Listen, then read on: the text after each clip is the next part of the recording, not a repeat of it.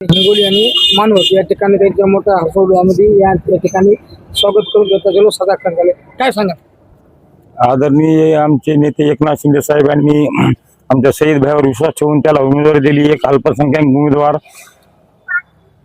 त्याला उमेदवारी दिली आणि ते आज चांगल्या मताधिकाने विजय झाले. तर सर्व जिल्हा परिषद सदस्य असो, नगर परिषद सदस्य असो, पंचायत समिती सभापती असो, ज्यांनी ज्यांनी मतदान केलंय त्यांचं मनापासून अभिनंदन करतो आणि त्यांना भविष्यामध्ये शहीद भाईकडून कुठल्याही गोष्टीत त्रास होणार नाही. नक्कीच ते विकासाचे कामं त्यांच्या दारापर्यंत नेतील हे विश्वास आहे.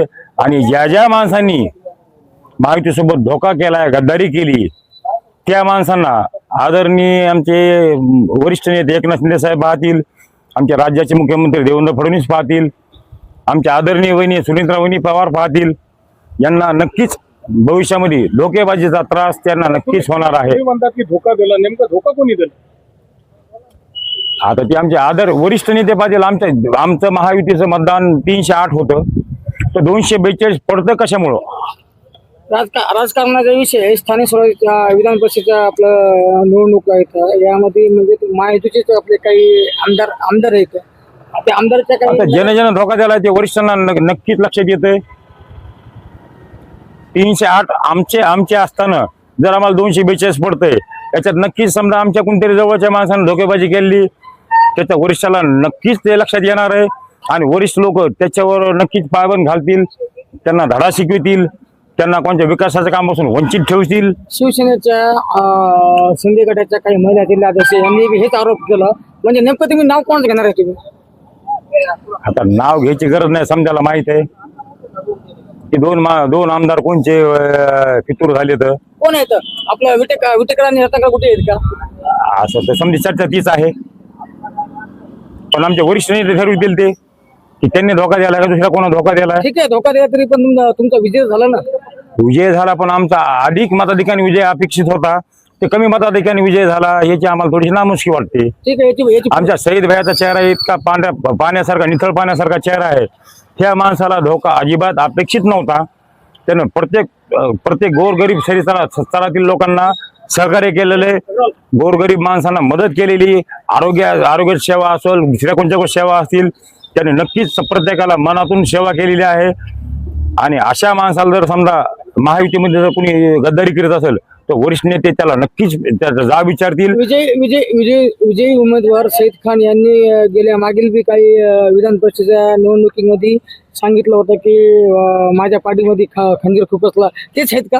विटेकरना पाठीमाग खंजीर खुपसला होता. तेच आहेत का? आता नक्की ते असू शकतील किंवा दुसरे कोणी असतील, तर पण ते वरिष्ठ लेवलचे नेते ठरवतील. मी एक साधारण कार्यकर्ता, शहीद भाईचा कार्यकर्ता माणूस, शहरापुरता मर्यादित कार्यकर्ता आहे मी. तुम्ही पक्षाचे एकनिष्ठ सईद खानचे कार्यकर्ते, शहीद भाईचा नाव घ्यायला काय हरकत आहे? शहीद भाईचा एकनिष्ठ, पण मी माझ्या लेवलवर तेवढ्या मोठ्या गोष्टी बोलू शकत नाही. वरिष्ठ जे आहेत आमचे आदरणीय एकनाथ शिंदे साहेब, आमचे श्रीकांत शिंदे साहेब, ह्या गोष्टी त्यांना 100% माहिती आहे. आमच्या महायुतीचं मतदान 108 असताना 242 पडतंय कसं?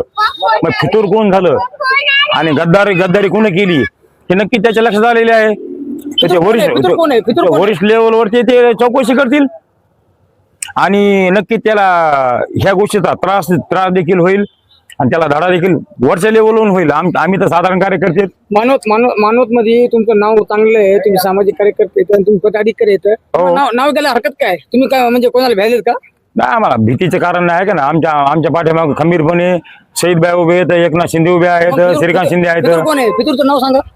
फितूर मी नाव घेण्यापेक्षा मी काय वरिष्ठ लेवलला सर्व आमच्या आदरणीय आनंदजी जाधव आमचे पक्ष निरीक्षक होते, त्यांच्या गोष्टी लक्षात आल्या. त्यांनी त्यांच्यासोबत वार्ता केली की अशा गोष्टी करू नका. तुम्हाला थोडक्यात सांगायचं, पक्ष श्रेष्ठीला सर्व गोष्टी माहिती येतात. ओके, चालेल. तर आम्ही काय गोष्टी बोलण्यापेक्षा त्यांना जे वरच्या लेवलला त्रास होईल ते 100% होणार आहे. आणि एकंदरीत मध्ये आज सईद खान यांचा विजय झालेला होता आणि या ठिकाणी परभणी मानवत पाथरी या ठिकाणी जल्लोष निघलेले, पण या ठिकाणी राजेश विटेकरचे काही समर्थक दिसले नाहीत कुठं.